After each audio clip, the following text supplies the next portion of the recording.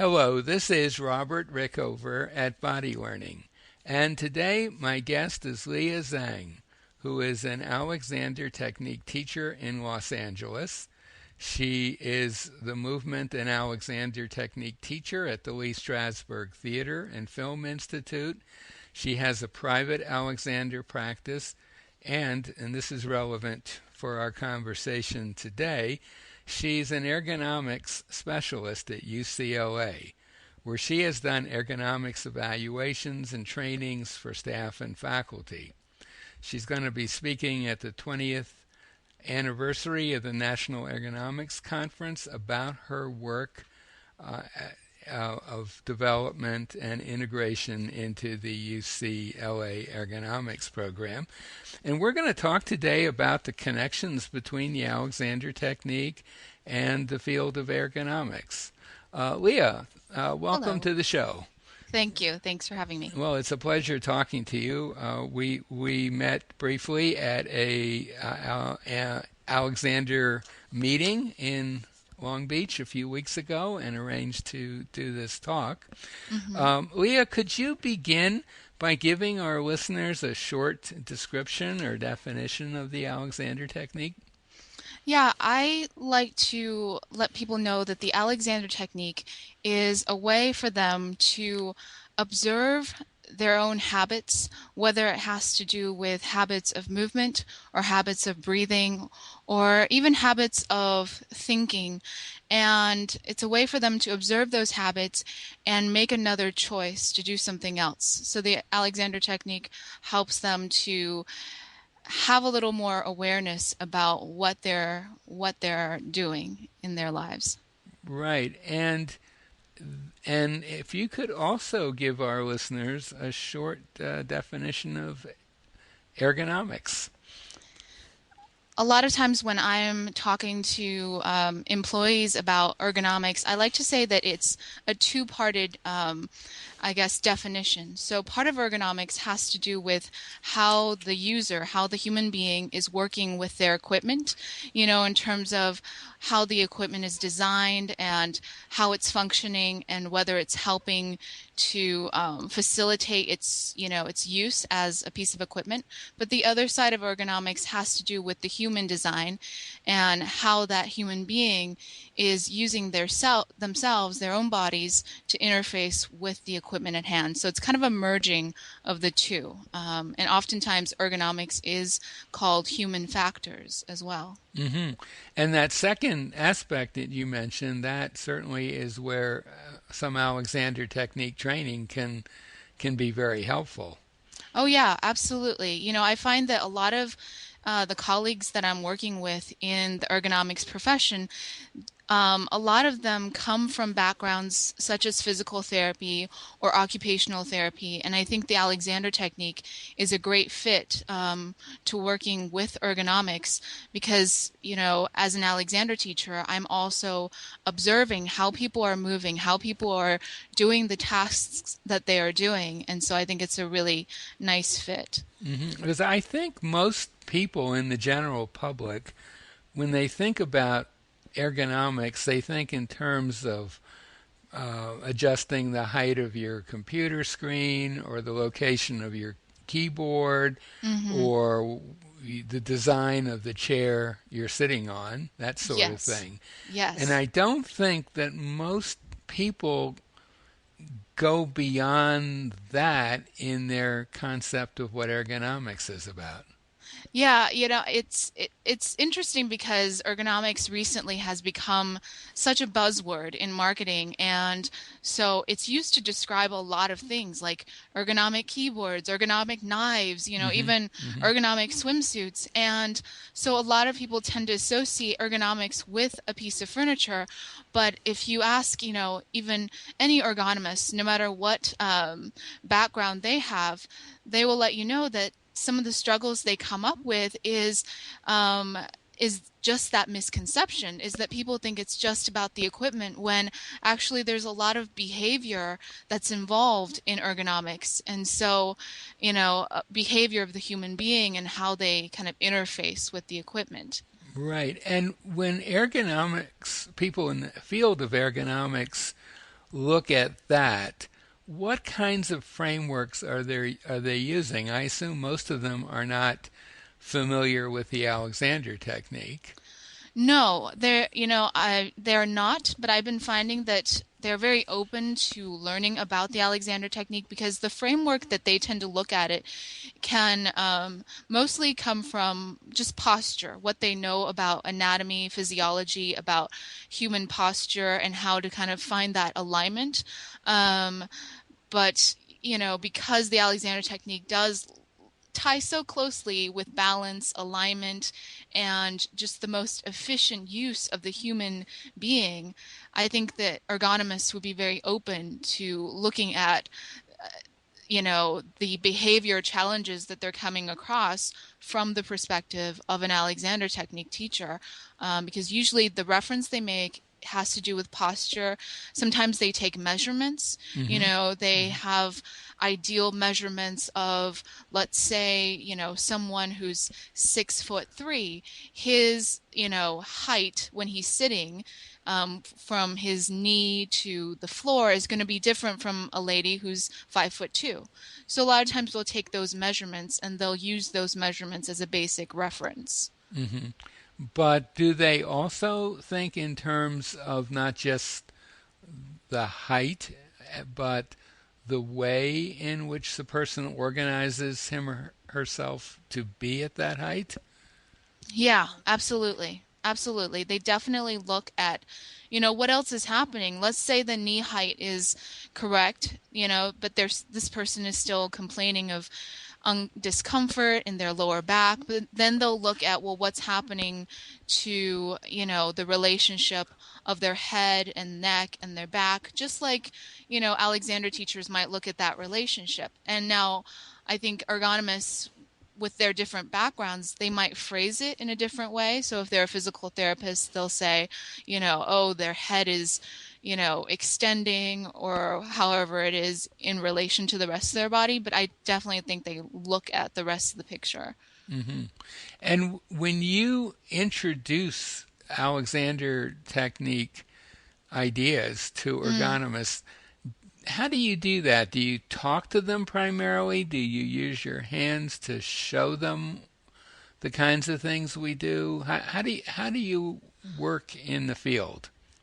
Well, in I guess still, in talking to my colleagues, they're all very familiar with the hands-on work aspect of the Alexander technique. So when I do a little presentation for my colleagues, I kind of give them a brief, history of the Alexander technique and do some demonstrations of looking at habits and patterns, whether it's from sitting to standing or even, just sitting and the relationship of the head, neck, and torso. So they're very open to kind of just uh, an intro, like you might give an introduction to a group of newcomers. Now, with employees, depending on what the establishment in terms of like UCLA, if I'm doing a training or a class for a certain department and they want more information about ergonomics, I'll still incorporate the Alexander technique and have that as a tool and talk about some of the principles of the Alexander technique as I talk about, the principles of the ergonomics of their desk or their computer and things like that. Mm-hmm. And but you'll also do some hands-on work with them and, and introduce them to ways of using Alexander technique ideas for Yeah, themselves, that kind of yeah. thing. Absolutely. I think that it's really just getting at another way for someone to learn because I think that experiential part is so important to how they learn. So, I will talk about the weight of the head, Mm-hmm. right? And I know a lot of Alexander teachers kind of use this example of a bowling ball, Yep. Mm-hmm. of giving that experience. So, So um, let's just say what that is for our listeners who might not be familiar. That our head weighs roughly what 10 to 12 pounds, yes, which is yes. about what a bowling ball weighs. Yes. and which is quite a bit of weight to be way up at the top of your spine. Yeah.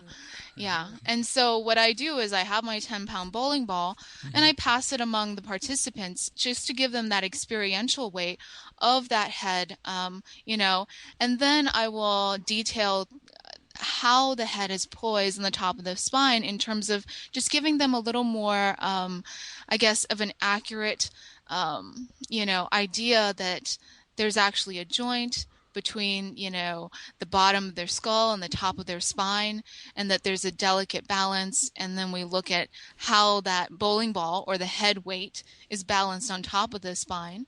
Mm-hmm. Um, so all of that is kind of through experience. And I find that in a big group setting, they're really able to play around with that themselves, and I can kind of gently guide them and do a little hands-on, but most of the time I find the impact of the bowling ball and the weight and this new idea of where their head is balanced is so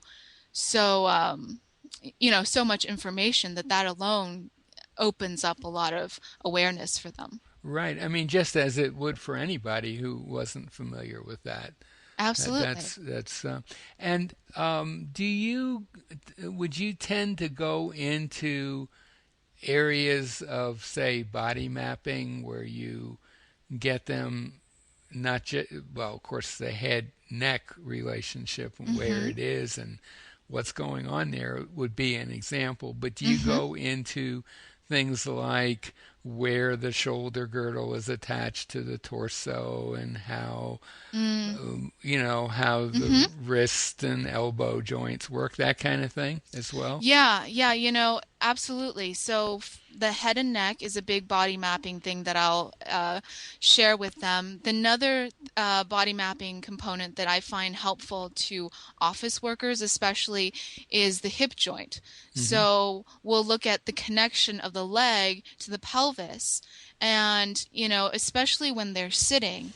That they a lot of times they don't realize that they're sitting on their tailbone versus on their sit bones, or the ischial tuberosity. I'm Mm-hmm. not quite sure. And so that's a big eye opener for them in terms of the hip joints. And I hope down the line that I would love to expand it into more information about the shoulder girdle, about the wrists, because a lot of times these trainings can be anywhere between 30 minutes to 60 minutes. And so the That's not information, a lot of time, is no, it? it's not. So the information that I'm able to share with them, I try to find, well, what's important and what kind of resonates, for them at the beginning. And so I tend to stay with the head, neck, back connection, and then, some information about the hips and, the legs as well. But I would love to expand into information about the wrists and the hands, things like that. Hmm. And do you find that any of the people who come to these trainings go on to have lessons with you? Um, yes and no. I mean, it's kind of hard to gauge because I've had so part of my work at UCLA, there's kind of two components right now. I'm doing a lot of the in-office evaluations and in-office training, but one of my goals going into the future is to develop more trainings and also more repeated or consistent, Alexander technique classes for these employees to come to. And I've started a few Alexander technique kind of drop-in classes already, and I have found people to come back. So people who I've done ergonomic evaluations for, they will attend that training. So yes, in that aspect. But then there are a lot of other employees who, I guess I just haven't reached out to in that way. And also, they don't know about it, but I think that there's definitely potential there for them to continue learning more about the Alexander technique. Well, I'm thinking that for people in the field of ergonomics and for people who work at jobs where they're subject to strain and often are in pain, maybe it would be useful if you could say a little about what they might expect if they came to an Alexander technique class with you. Mhm. and as well what they might expect if they came to a private lesson, just to give them some idea of what they might be in for and what they would get from those experiences. Okay. Well, just to describe a little bit about what happens in an Alexander Technique class that I'm doing at UCLA is we come into the class and we start to kind of just talk a little bit more about the body mapping that I was just mentioning in Hmm. terms of the connection of the head, the neck to the back. And then we start to look at just simple everyday activities and again look at what happens to that connection of the head, neck, and back as we're doing these activities. Because a lot of times for people in offices doing repetitive work, they find that everything starts to get a little hazy. And before you know it, you find yourself kind of sucked into your computer and you're feeling a tension in your neck, you're feeling a tension in your upper back, and you're not quite sure what happened. So in the class, we spend a lot of time at just getting more aware and being more conscious of that connection and how when we lose that connection of the head, neck, and back, that some of these habitual tensions start to creep in because we're no longer, using our bodies in the best way that they're designed. So at an introductory class, there'll be a lot of discussion about that, a lot of observation of themselves, of yourself, and of, if it's a group class, of the other people in your group. And then some hands-on experience with the teacher, with myself, where I might gently put my hands around by your neck or your head or your back to kind of give you more of a tactile experience of that connection and what we've been just talking about in the class. And So would it be fair to say that one of the things you're after is getting people to be more sensitive to what they're doing so that they can catch the, say, the pain that they have experienced at a much earlier stage where it's just the beginnings of it, yes, and where they absolutely. have a lot more ability to let go of the pattern that's causing it. Whereas if they get really into it and they're in pain and discomfort, Yeah. it's not going to be all that easy to mobilize your thinking to change things because you're going to be thinking about the pain, Yeah. that kind of thing. So it's kind of like getting them to notice stuff at an earlier stage, Yeah, that sort absolutely. of thing.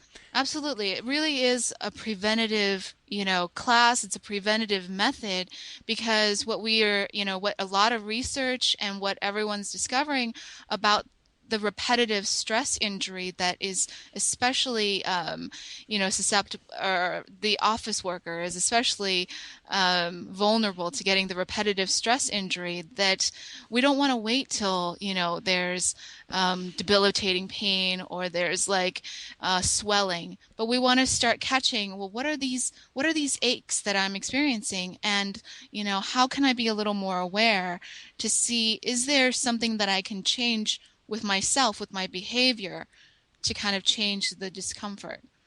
Right. Um, is there anything else that you would like to mention before we come to a close that we haven't covered?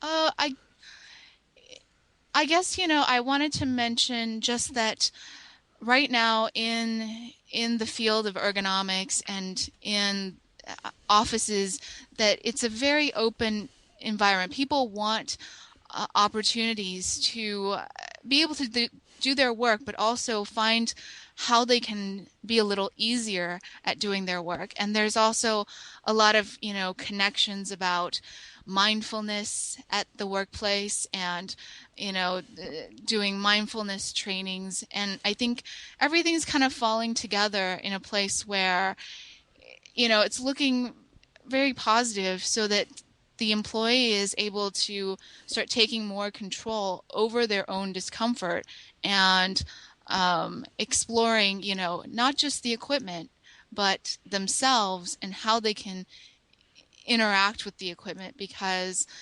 um, you know, it it's funny because sometimes we We think that we're non, we think we can catch up to the computer, but the computer is tireless. And so it really is, important for us to kind of take care of ourselves and be a little more aware of how we work with the computer. Right, right. And I'm glad you mentioned mindfulness because that certainly is a bit of a buzzword these days, Yes. also. And really, I, the Alexander technique is for sure a form of Oh, yes. mindfulness with a particular focus on our physical mechanism and how Yes. we can make changes, useful changes in it by our thinking. So, I mean, Alexander technique certainly fits right in with Yes. that field for sure. Absolutely, because and I was just talking to an ergonomics colleague from another university the other day, and she had never heard of the Alexander technique, but she was telling me how she was really interested in mindfulness and how to do some mindfulness training for employees because she also believes that a lot of times it's their unawareness and their behavior that's causing a lot of the discomfort. And so I gave her a little introduction of the Alexander technique, and she was completely on the same page that, oh my goodness, yes, this is the Alexander technique is kind of that bridge, of mindfulness, of physicality, of habits that we can really start to share with people. So I think she was very open to it, and I think the same is true for a lot of other ergonomists. Well, I think that's a great place to bring our conversation to a close. My guest today has been Leah Zhang, who is an Alexander Technique teacher in Los Angeles, and she also works as an ergonomics specialist at UCLA. Now, if anything that we have talked about intrigues you and you live in the LA area, we'll put a link to her website by the interview. And I'll also put a link to a site that will give you more information about the Alexander Technique and allow you to find an Alexander Technique teacher in your area. Leah, thank you so much for this. Thank you so much, Robert.